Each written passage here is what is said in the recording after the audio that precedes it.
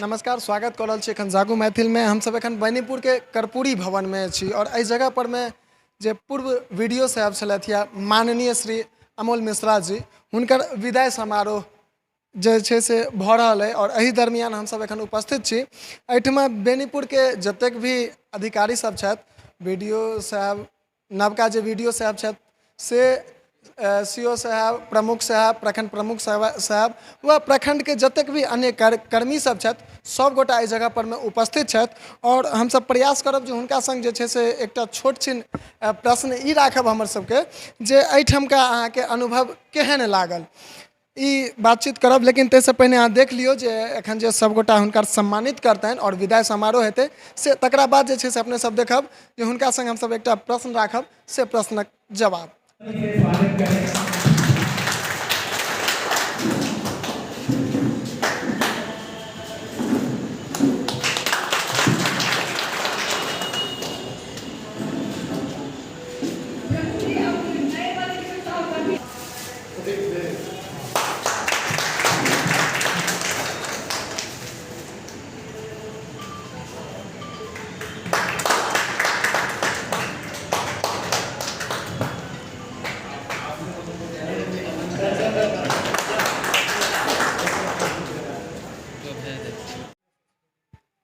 हम एहिठाम 2.25 साल वीडियो रहलहुँ।